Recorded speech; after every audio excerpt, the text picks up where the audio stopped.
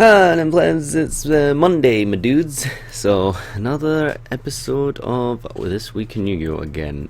Bit of a slow one, not so much to go over. We did have a big event, so a bit to say about that. A lot of meta discussion, some unsurprising results in the OCG, and a couple of new cards here and there. So let's just dive straight in. Let's just begin with the meta, shall we? So we coming up here with the RNG results. A lot of you guys will be following that stuff and will be aware of how that shit goes down. We got a couple of lists here. If you watch my last video or the video before that, where we talk about the what's it called? What's the word I'm looking for? The results, basically, right?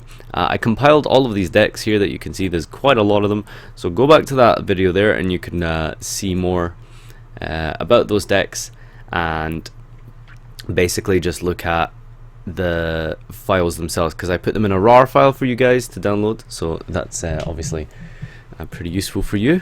So I'll just go over some of the more interesting decks here, and we have Pure Zoo is, of course, there was so many Pure Zoo. The only non-Pure Zoo deck, if you know what I mean, was like the Artifact variant played by Calvin Tahan, who came second, and this one is the first place, and it's really as standard as can be, really.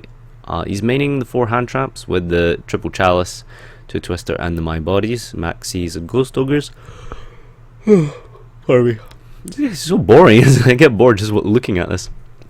Yeah, just a whole lot of Zoo, basically, guys.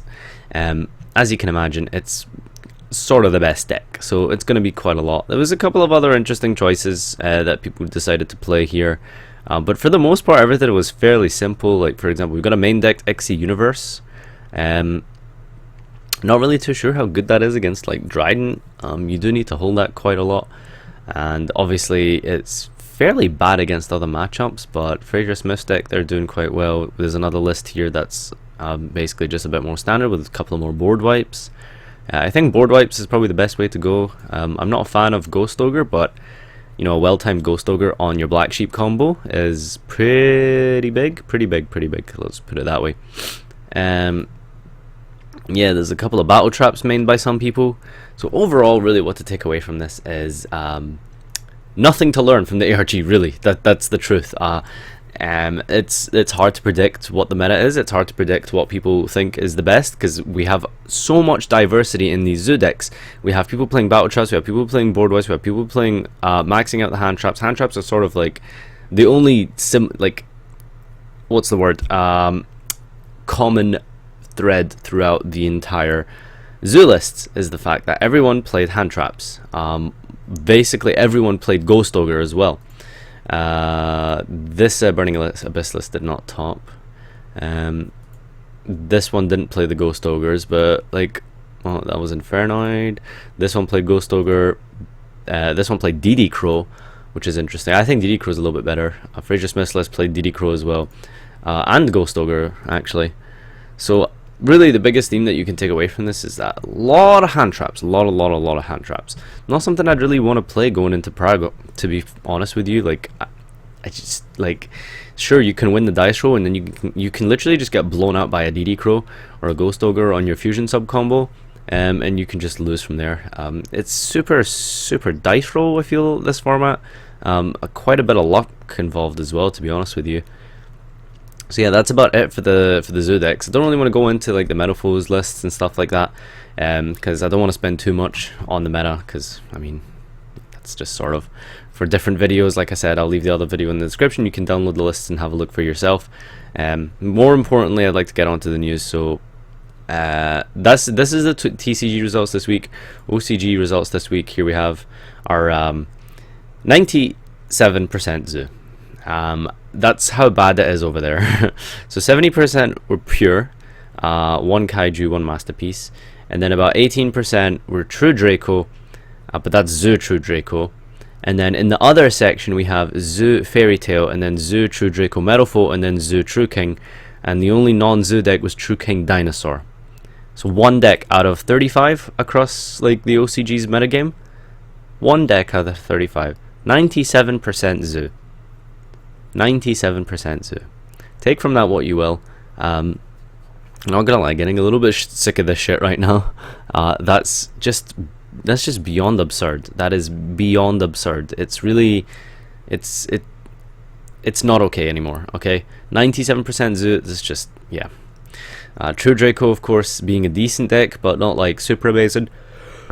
I find it quite interesting that the pure variant has been taken over. Has taken over the Kaiju variant, because they had a little bit of a triangle thing going on, but now it's just pure. Pure is just the best deck. Just no one's playing the Kaiju versions anymore. Next up, Raging Tempest Special Edition is out. Coming out. More importantly, it's out this weekend. I'm not too sure how it is in America, but at least here in Europe, this will be legal for Prague. That's 100% confirmed, and I don't have the screenshot with me just now, actually, but it is definitely confirmed that Baobaboon, Katarus, and all these other cards are legal for Prague.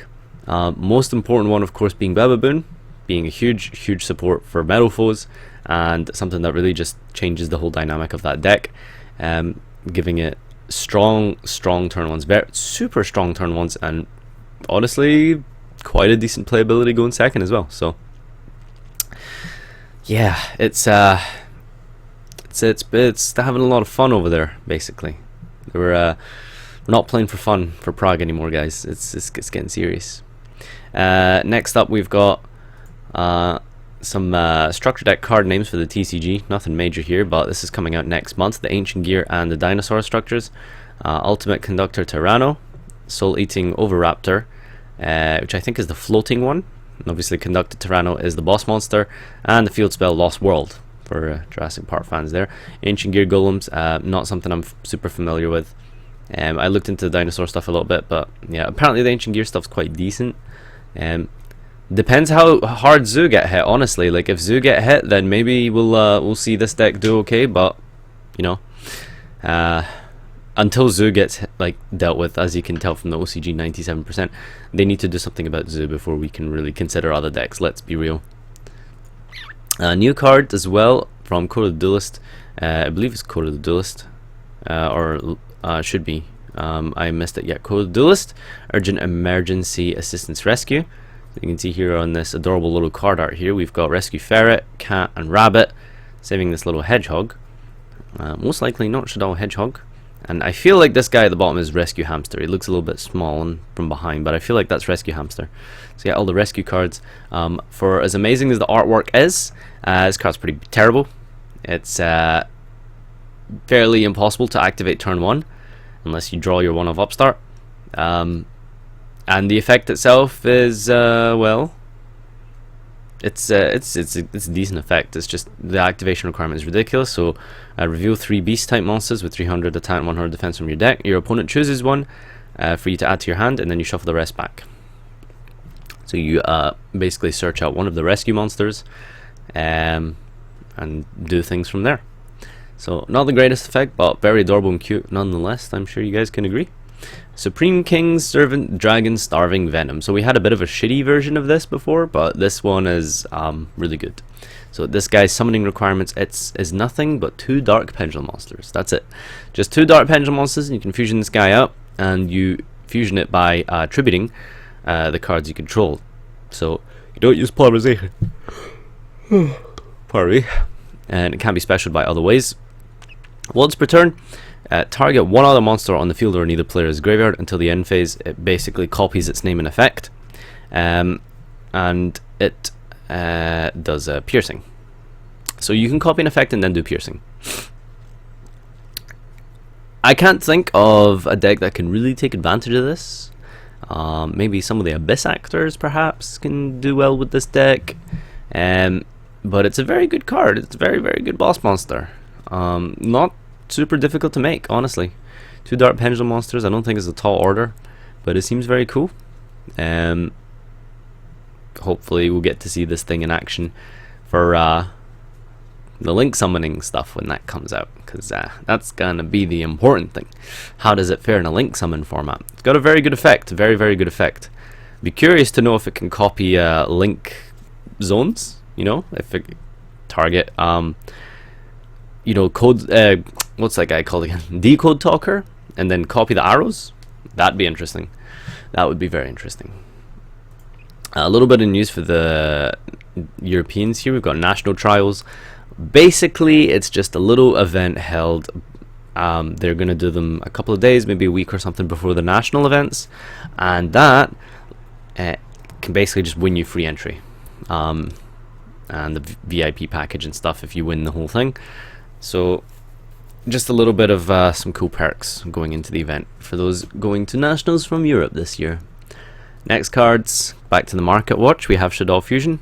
It is spiking up and down. It had a lot of popularity. A lot of people thought this thing was going to be pretty good, obviously with Zoo and stuff, but yeah, it's going up and down. I think people realize that it's maybe not the best engine. Kind of cool going for Tekken and stuff, but yeah, it's not super busted, let's put it that way. So we'll hopefully see more of it in the future, I think, because everyone does kind of like that deck.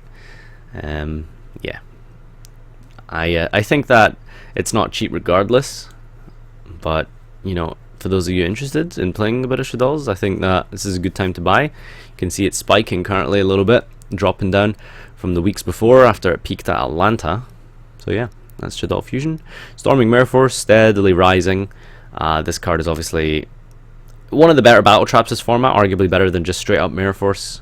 So keep an eye out for this, because you're going to be seeing this in a lot of people's decks, so make sure to play around that. Slumber rising in Europe, strangely enough. I think maybe people want to side it more than main it. I don't know if this is an indication at all for Prague, but for those of us going, I guess it seems like we could be expecting a few Kaiju decks still, despite the fact that, you know, at the recent ARG, for example, not one single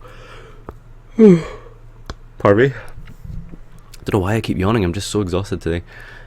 One of the none of the decks that topped played Kaiju in the main. I think there was one or two siding, but nothing at all mained Kaijus, except from like that Infernoid deck. But in terms of like the Zoo, you know, people moved on to pure Zoo, not Kaiju Zoo.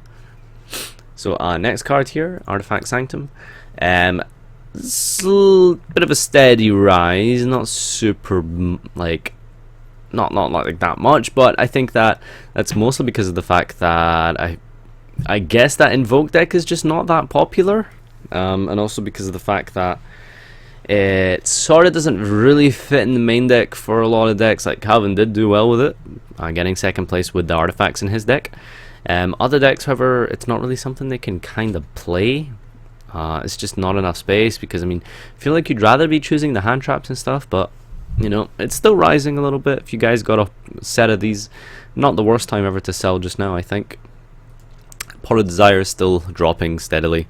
As you can imagine, this card just hasn't seen much play because you can't banish your rats. So, yep, if you have a playset, I'd probably just hold on to them.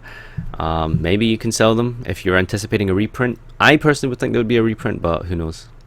And finally, Solemn Strike, still rising. There was a bit of a dip last week. It spiked up and then it just went back down, and then it's going back up again, guys. So, Strike, obviously a card you should have. It's just so strong, this format. So yeah, this has been This Week in Yu-Gi-Oh, boys. Let me know what you think down below, and see you next time.